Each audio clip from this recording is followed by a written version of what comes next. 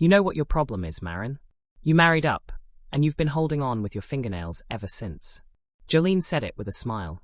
She always said everything with a smile. And the worst part? My husband Garrett just sat there, swirling his sweet tea, like she'd commented on the weather.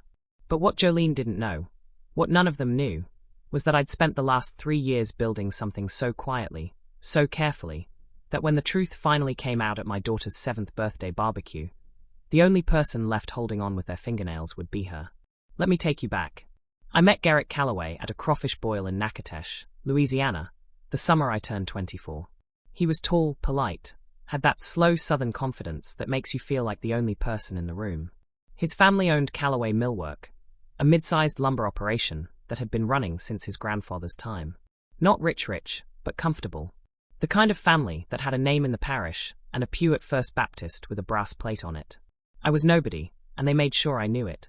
I'd grown up in Opelousas, raised mostly by my grandmother after my mother left when I was 6. I remember the smell of her kitchen, cast iron and cayenne, and the faint sweetness of cane syrup she kept in a mason jar by the stove. I put myself through McNeese State studying environmental science, specializing in wetland ecology. Not exactly the kind of degree that impresses people at cocktail parties. When Garrett brought me home to meet his family for the first time, his mother, Nadine, looked me up and down like she was appraising a used car with too many miles. But Nadine wasn't the problem. Nadine was old school, cold formal, but at least honest about her disapproval. She told Garrett to his face that I wasn't what she'd pictured for him. No, the problem was Jolene. Jolene was married to Garrett's older brother, Dale. She'd come from a good family in Shreveport. Her father was a dentist, her mother ran the junior league chapter. Jolene had a degree in communications from LSU that she'd never used a single day in her life, and she had turned being Dale's wife into her entire identity. She planned the family holidays. She organized the reunions. She managed Nadine's social calendar. And she made absolutely certain that everyone understood the hierarchy. She was the real daughter of the Calloway family, and I was the stray they'd accidentally let inside. The thing about Jolene was her precision. She never said anything outright cruel in front of witnesses. Not in any way you could point to. It was always wrapped in concern. Maren, sweetie, are you sure you want to wear that to the church social? I just don't want people to talk. Or, Garrett was so popular in high school. Every girl in Natchitoches wanted him. You must feel so lucky. She'd touch my arm when she said these things, like we were sharing a secret between friends. But alone with Garrett? That's where the real damage happened. I started noticing it about 2 years into our marriage. Little things. Garrett would come home from a family lunch quieter than usual. Distant. He'd pick fights about money, about my job, about things he'd never cared about before. Once, after a Sunday dinner at Nadine's, he looked at me across our kitchen table and said, "Do you even want this life, Maren? Because sometimes I wonder if you're just tolerating us." That wasn't Garrett talking. That was Jolene's voice coming out of his mouth. I tried to address it directly once. I pulled Jolene aside at Thanksgiving, the year Ivy was a baby, and asked her plainly if she had a problem with me. She laughed. Not a mean laugh, which would have been easier to fight. A pitying laugh. "Oh, honey," she said. "I'm the only one in this family looking out for you. If I seem hard sometimes, it's because I want you to succeed here. You don't exactly come from this." She gestured vaguely at the dining room, the china, the family silver. And here's the thing I'm ashamed of. I believed her. For years, I believed her. I thought maybe she was right, that I was the problem, that I didn't belong, that the gap between Opelousas and the Callaways was something I'd never bridge. Have you ever had someone convince you that the ceiling they built over your head was actually the sky? That was my first 5 years of marriage. I shrank. I stopped talking about my work because Jolene had once referred to wetland ecology as playing in mud puddles, in front of the whole family, and everyone laughed. I stopped wearing the clothes I liked because Jolene always had a comment. I stopped calling my grandmother as often because Garrett, fed by whatever Jolene whispered, started implying that my family was too much. My grandmother died in 2019. I drove to Opelousas alone because Garrett said he couldn't get off work. I found out later he'd gone fishing with Dale that weekend. Jolene had suggested it. I sat in my grandmother's kitchen for the last time, surrounded by the smell of cayenne and old wood, and something shifted inside me. Not rage, not yet. Something quieter. A kind of clarity. I looked at the mason jar of cane syrup still sitting by the stove, and I thought, I've been disappearing into someone else's idea of who I should be. And I don't even recognize myself anymore. That was the turning point. What nobody in the Calloway family knew was that my mud puddle career had been quietly evolving. During those years of shrinking at family dinners, I'd been doing contract work for the Louisiana Coastal Protection and Restoration Authority.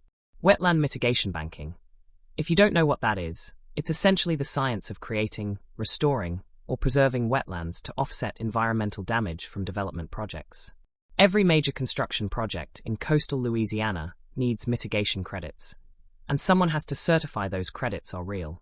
That someone increasingly was me.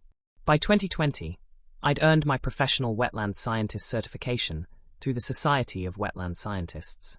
By 2021, I'd started my own consulting firm, Bayou Meridian Environmental, operating out of a rented office in Lake Charles that I told Garrett was a part-time thing.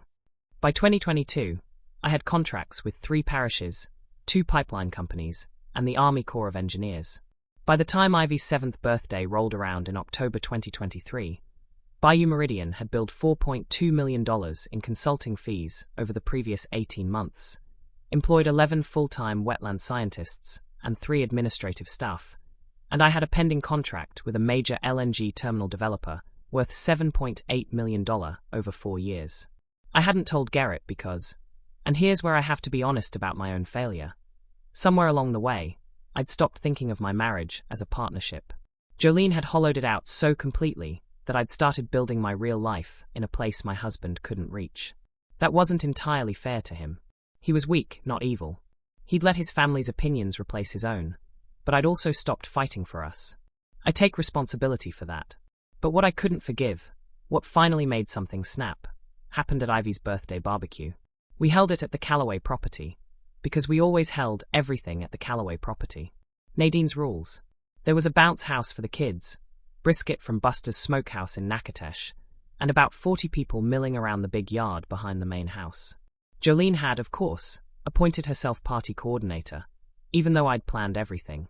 She'd moved my decorations, changed the playlist, and repositioned the cake table for better flow. I let it go. I always let it go. Then, around 4 o'clock, I was standing near the pecan tree refilling Ivy's lemonade when I heard it. Jolene was on the porch with Dale, Nadine, and Garrett. She didn't know I was within earshot, blocked by the smokehouse. I'm just saying, Jolene was telling Garrett, her voice carrying that practiced sweetness. Ivy's starting to pick up Maren's energy. That stubborn streak. The way she argues with adults. That's learned behavior, and if you don't course correct now. Joe's got a point, Dale said.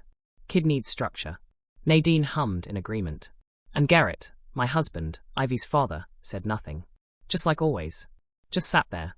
But it was what Jolene said next that broke something in me for the last time. Honestly, Garrett, have you thought about what happens if things don't work out with Maren? Custody-wise, I mean. Because Dale and I have been talking, and we'd be happy to help. Ivy would thrive with more stability. She was positioning herself to take my daughter. Have you ever felt your whole body go cold and hot at the same time? Like every cell in you suddenly wakes up and says, "Not this. Not ever." I set down the lemonade. I walked around the smokehouse. I stepped onto that porch, and I looked at all 4 of them. Garrett had the decency to look away. Nadine stiffened. Dale crossed his arms. And Jolene smiled. Maren, we were just. I heard what you were just. Silence. The kids were screaming on the bounce house 30 yards away. The smell of brisket hung in the October air. Somewhere, Buster's Smokehouse playlist was playing Patsy Cline. Jolene, I said, I want to ask you something, and I want you to answer honestly for once in 12 years. Why? She blinked. The smile flickered but held. Why what, sweetie? Why do you need me to be small? What does it give you? She laughed, that pitying laugh. Maren, nobody's trying to make you small. We're concerned. About Ivy. About this family. This family, I repeated. Let me tell you about this family. Calloway Millwork netted $340,000 last year. I know because I've seen the books. Garrett leaves his laptop open. You, Jolene, haven't earned $1 of your own in 15 years. And Nadine, with respect, this property is mortgaged to the roof because Dale took out a second lien to cover the equipment failure in March. The silence was different now. Heavy. You want to talk about stability for my daughter?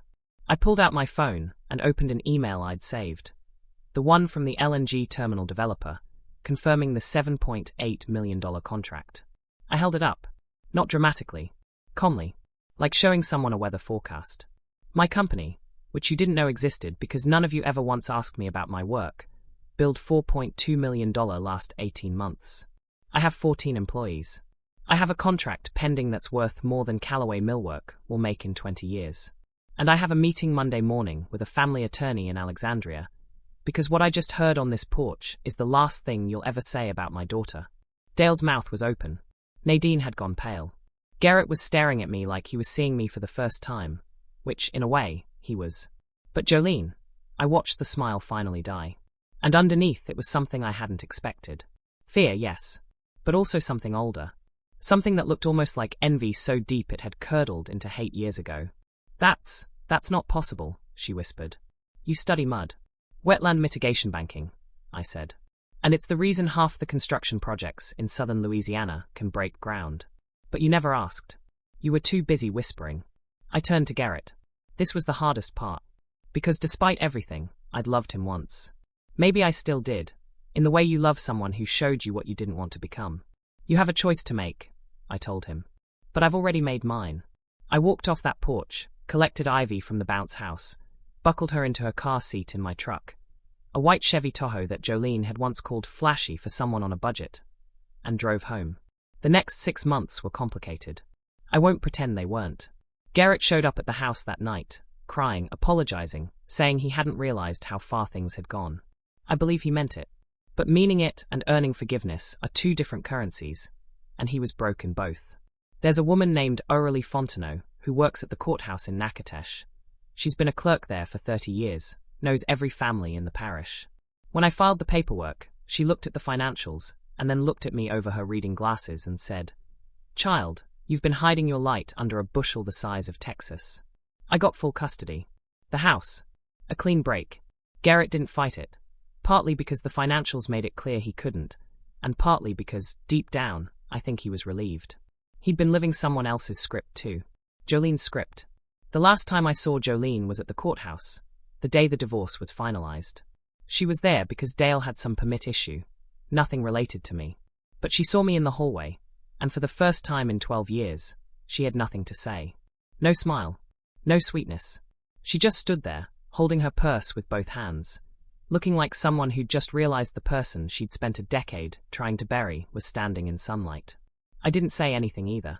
Some victories don't need a closing line. Ivy and I live in Lake Charles now, close to my office. She's 8, loud, stubborn, and argues with adults, and I wouldn't change a single thing about her. On weekends, we drive to Opelousas, and I show her the kitchen where her great-grandmother kept cane syrup in a mason jar by the stove. I want her to know where she comes from. All of it. The mud, the Kian, the cast iron. The women who didn't disappear. Sometimes I think about Jolene's question, the one she never actually asked out loud, but that lived underneath every whisper, every smile, every carefully aimed comment. Who do you think you are? I know exactly who I am now. And it turns out, that was always the thing she was most afraid of. Asterisk if this story hit home, subscribe, and turn on notifications. Because the next one? It's even wilder. I'll see you there, asterisk.